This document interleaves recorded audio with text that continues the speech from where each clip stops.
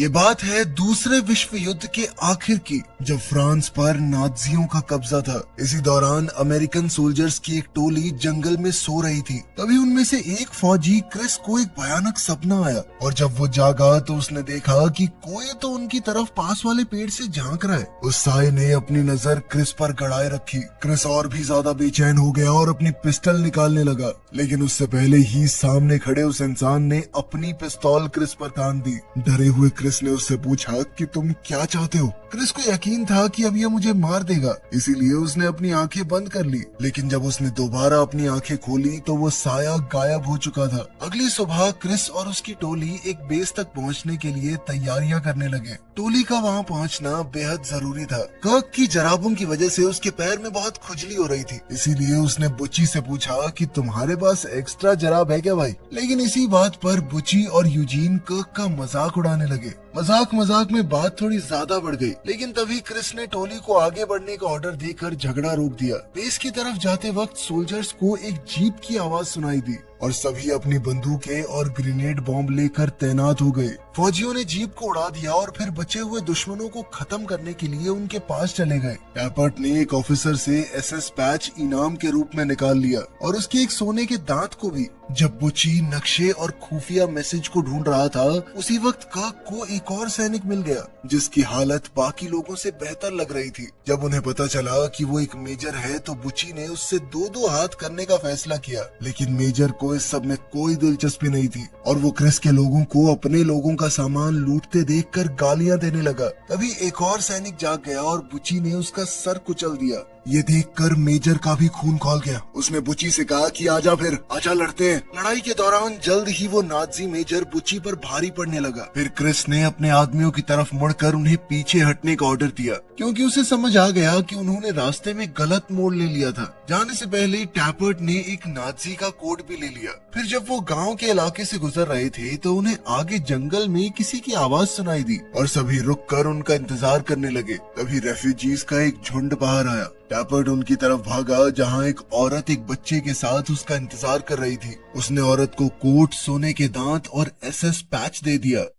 इसके बाद फौजी जलते हुए गांव और सुनसान इलाकों के बीच से होते हुए मिलिट्री बेस की तरफ बढ़ते रहे। तब क्रिस ने बताया कि जिस बेस पर हम जा रहे हैं वो असल में एक महल है, जिसे सुरक्षित रखना अब हमारी जिम्मेदारी होगी। जब वो लोग महल के बाहर पहुंचे तो उन्होंने जीप में एक गार्ड को सोते हुए देखा। उन्होंने जैसे ही उसे जगाया वो तुरंत अंदर भाग गया। अंदर जाते ही उसने अपने लोगों को बताया कि अब हम आखिरकार यहाँ से जा सकते हैं। सोल्जर्स महल के अंदर गए और देखा कि बाकी लोग जितनी जल्दी हो सके उतनी जल्दी वहाँ से निकल रहे हैं। जाने से पहले बुची ने उनसे कहा कि अपना रेडियो महल में ही छोड़ दो। क्रिस को शक हुआ कि ये सब इतनी जल्दी क्यों कर रहे हैं, ये जगह तो इतनी बढ़िया है। तभी कमांडिंग ऑफिसर ने उसे बताया कि ये लोग छुट्टियां लेना चाहते हैं, और ये सुनकर उसने उन्हें जाने दिया। बाद में कुछ लोग किचन में लंच बनाने लग गए और क्रिस ने घर का जायजा लेने का फैसला किया, जो कि यूजीन पहले से कर रहा था। उसे एक पियानो मिला और वो बैठकर उसे बजाने लगा।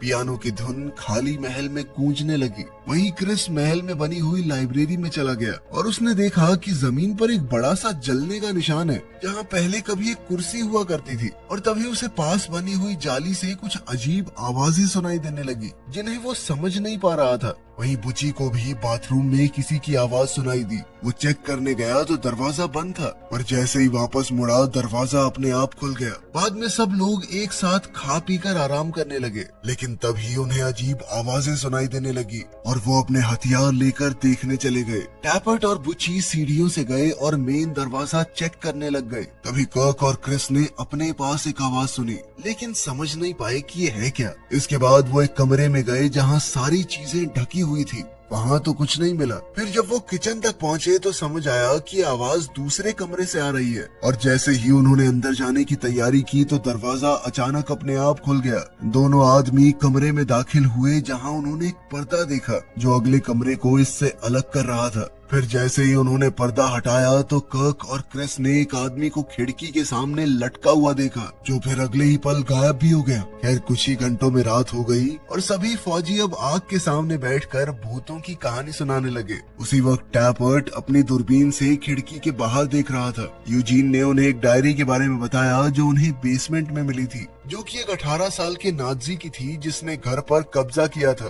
तभी अचानक सब लोगों को आग वाली जगह से खटखटाने की आवाज सुनाई देने लगी और क्रिस कहने लगा कि ये तो कोई कोड लग रहा है। यूजीन उस कोड को समझने की कोशिश करने लगा जिसका मतलब बना कि मेरे पैर नहीं है। तभी अचानक आवाज बंद हो गई। क्रिस ने अपने आदमियों से कहा कि अभी के लिए आराम करो, लेकिन तब भी एकदम सतर्क रहना। उसने टैपर्ट को छत के नीचे वाले कमरे में जाने को कहा क्योंकि निगरानी रखने में उसका कोई जवाब नहीं। उधर यूजीन बेसमेंट में एक संदूक खोलने की कोशिश करने लगा, लेकिन जब नहीं खुली तो हार मानकर ऊपर ही बैठ गया।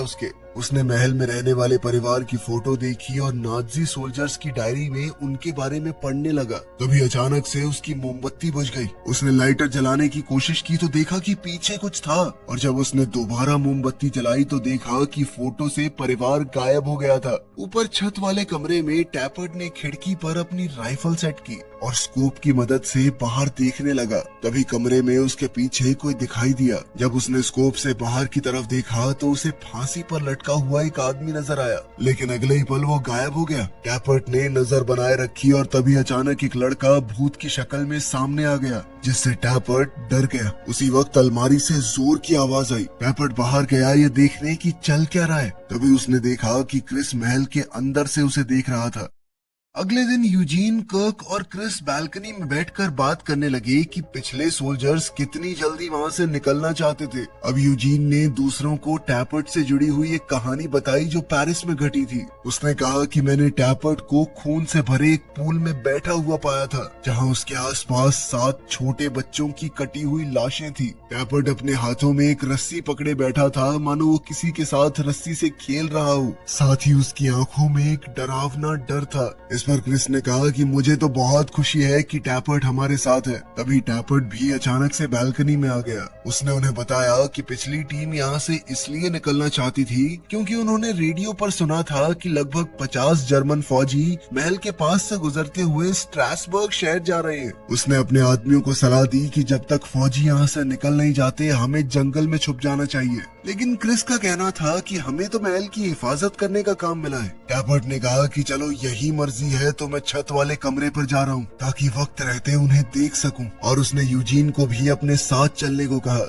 वहाँ पहुंचकर जब उन्होंने तैयारी शुरू की तो उन्हें मैट के नीचे फ्लोर पर एक बड़ा सा निशान मिला। यूजीन का मानना था कि नाजियों ने शायद घर में रहने वाले लोगों को किसी खास तरीके से मारा है, और इस बात को उसने हिटलर के रहस्यमयी शौक से जोड़ दिया। उन्होंने इस पर ज्यादा बात नहीं की और कमरे की अलमारी को एक तरफ से दूसरी तरफ ले जाने लगे। जैसे ही अलमारी ने निशान को छुआ, अलमारी का दरवाजा यूजीन की उंगलियों पर बंद हो गया और उसकी एक उंगली टूट गई। उसे लगा कि टैपर्ट ने जानबूझकर ऐसा किया है, इसीलिए उसने उसे अलमीरा की तरफ धक्का दे मारा। फिर जब उसने शीशे में देखा तो उसे एक लटकी हुई औरत की परछाई नजर आई। बाद में यूजीन, क्रिस और कर्क रेडियो पर एक आवाज सुन रहे थे। तभी उन्हें कुछ बहुत डरावनी आवाजें सुनाई देने लगी। इसी दौरान उन्हें एक औरत की आवाज भी सुनाई दी जो कह रही थी कि वो तुम्हारे लिए आ रहे हैं। अब तो सबने मान लिया कि ये महल भूतिया है, और कर्क ने कहा कि नाजियों के आने से पहले हमें यहाँ से निकल जाना चाहिए। अचानक आग वाली जगह पर फिर से कोड वाली आवाजें आने लगी। यूजीन ने उस कोड को तोड़ा और उसका मतलब निकला कि अगर तुम यहाँ से निकले। जैसे ही वो लिख रहा था किसी चीज ने उसके हाथ पर कब्जा कर लिया और इस लाइन को पूरा किया कि तो तुम मरोगे। मतलब कि यहाँ जो भी चीज है वो उन्हें चेतावनी दे रही थी कि यहाँ से जा भी नहीं सकते वो। उस रात फौजियों ने नाजियों के आने की तैयारी की, जिसके चलते टैपर्ट छत वाले कमरे में था और बाकी सब दरवाजे के पास बैरिकेड के पीछे छुप गए। जब नाजीज वहाँ पहुँचे तो टैपर्ट ने उन्हें देख लिया और बाकियों को सिग्नल दिया कि नाजी सैनिक बाहर जमा हो रहे हैं। जल्द ही नाजियों ने महल को घेर लिया और अंदर घुसने की कोशिश की, लेकिन दरवाजे बंद थे तो वो वापस ट्रक में बैठकर आगे बढ़ने की तैयारी करने लगे। लेकिन तभी छत से एक बहुत तेज आवाज आई। ये सुनते ही नाजी वापस आ गए और उन्होंने महल पर हमला शुरू कर दिया। टैपर्ट एक एक करके दुश्मनों को खत्म करने लगा। अचानक नाजियों ने बैरिकेड के सामने एक बम फेंका, लेकिन बुच्ची बेखौफ होकर उस पर कूद पड़ा और पूरा धमाका उसने अपने ऊपर ले लिया। लेकिन इस धमाके से क्रिस कमरे में दूर जा गिरा। वो चक्कर खाकर उठा, लेकिन फिर भी रुकने की बजाय नाज़ियों पर गोली चलाता रहा। नाज़ी ज्यादा थे, वो अंदर घुसने लगे। तभी क्रिस बेसमेंट की तरफ भागकर सीढ़ियों के नीचे छुप गया ताकि वो अपने आप को छुपाकर पीछे आने वाले ऑफिसर्स पर हमला कर सके। इसी बीच यूजीन लाइब्रेरी में छुप गया। तभी उसे अपने पीछे किसी की आहट सुनाई दी और एक बार फिर जाली से अजीब आवाजें आने लगी। उसने अपनी बंदूक तैयार की, लेकिन जैसे ही वो टेबल के नीचे से बाहर आया तो उसका सामना किसी नाज़ी से नहीं बल्कि एक भूत से हुआ जो अचानक आग में जल उठा। तभी एक जर्मन फौजी ने बुच्ची का पूरी तरह से तबाह हुआ शरीर देखा। फिर पास में एक दूसरी लाश पड़ी थी, वो उसे चेक करने लगा। तभी क्रिस ने मुड़कर उसे और बाकी 2 आदमियों को मार गिराया।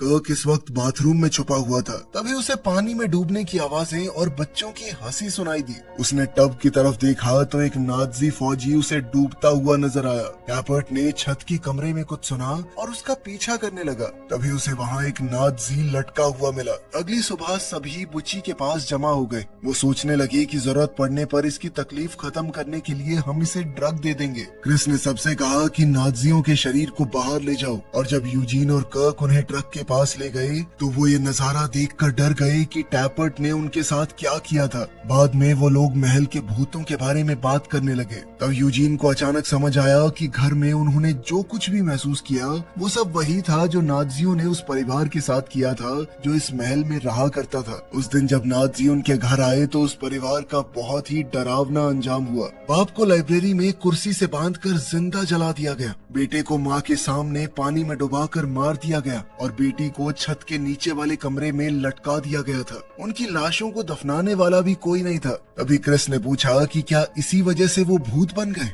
यूजीन बुच्ची की हालत को देखने लगा। तभी वो टैपर्ट की आहट से डर गया जो उसके पास आया था ताकि पेरिस वाली कहानी को अपने तरीके से बता सके।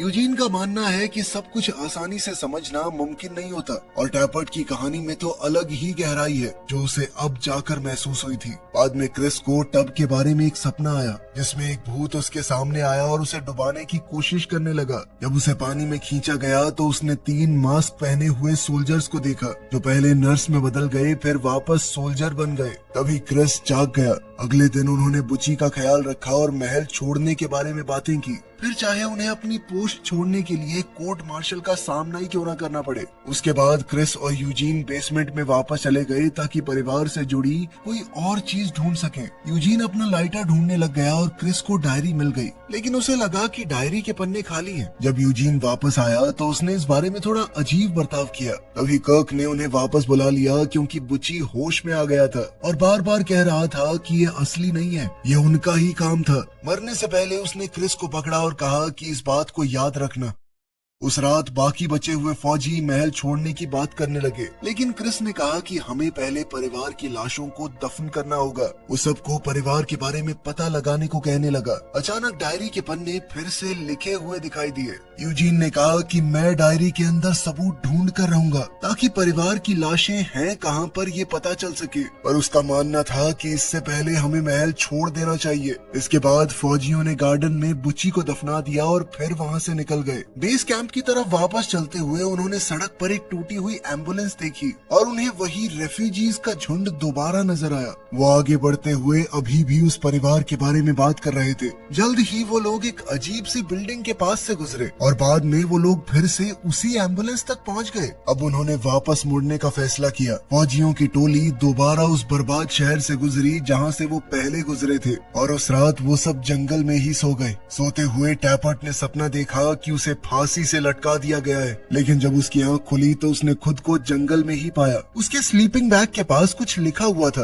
अगले दिन टोली दोबारा से एम्बुलेंस के पास से गुजरी और जब उन्होंने मुड़कर देखा तो उन्हें उन नाज़ियों की लाशें नजर आई जिन्हें उन्होंने पहले मारा था। आखिरकार वो वापस महल में पहुंच गए। वो समझ चुके थे कि जब तक इस परिवार की आत्माओं को शांति नहीं मिलती वो महल से दूर जा ही नहीं पाएंगे। उस रात क्रिस ने सोचा कि वो आत्माओं से बात करेगा और पता लगाएगा कि उनकी लाशें कहाँ पर हैं। तभी टैपर्ट को वो शब्द याद आया जो उसके स्लीपिंग बैग के पास लिखा हुआ था, विट्रियोलिक। ये सुनकर यूजीन को याद आया कि उसने ऐसा कुछ नाजी न्यूज में सुना था। ये एक ऐसी बद्दुआ थी जो पुराने समय में मुसलमान दिया करते थे, जिसका मतलब था कि अगर तुम बुरा होने देते हो तो बुराई 10 गुना बढ़कर तुम्हारे सामने वापस आएगी। उस रात फौजी भूतों के आने का इंतजार करने लगे और उनसे बात करने की कोशिश की। उन्हें सामने पैरों के निशान नजर आए जो सीधा क्रिस की तरफ बढ़ रहे थे और ठीक उसके सामने आकर रुक गए। तभी उसने एक भूत देखा जिसने उसे पकड़ लिया। वो उसे घसीटते हुए महल के दूसरे हिस्से में ले जाने लगा।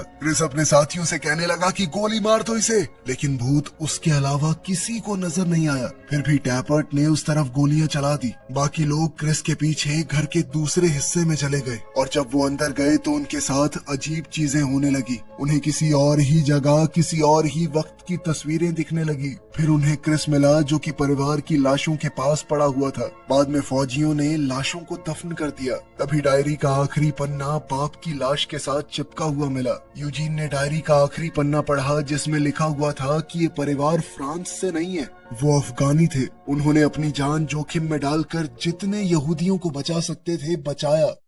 बाद में महल के अंदर यूजीन को परिवार की डायरी का एक बार फिर से ख्याल आया और वो उसे दोबारा पढ़ने लगा, मगर अब डायरी में लिखे शब्द बदल चुके थे। इस बार ये लिखा था कि लाशों को दफन करने से भूतों को वापस आने की ताकत मिल चुकी है। तभी अचानक से लाइट चली गई। जब टैपर्ट छत वाले कमरे के बीचों बीच बैठा हुआ था तभी पूरे परिवार के भूत महल में दिखाई देने लगे। भूतों ने फौजियों पर हमला कर दिया और फौजी उनसे लड़ने और उन पर गोली चलाने की कोशिश करते रहे, लेकिन उन पर गोलियों का क्या ही असर होता। अचानक भूतों में हलचल होने लगी और बुची का शरीर एक बार फिर से क्रिस के सामने प्रकट हो गया। वो कहने लगा कि ये सब सच नहीं है। फिर एक भूत उसे आईने के सामने ले गया और कहने लगा कि याद करो। तभी अचानक से क्रिस की आंखें खुली। उसने खुद को नर्सों और डॉक्टर्स के बीच घिरा हुआ पाया। फिर उसने कमरे के आसपास देखा तो उसकी नजर अपने मरे हुए साथियों पर पड़ी। उसने अपनी चादर हटाई और देखा कि उसकी टांगे नहीं है। फिर डॉक्टर ने उसे बताया कि तुम्हारी यादें कुछ देर में वापस आ जाएंगी।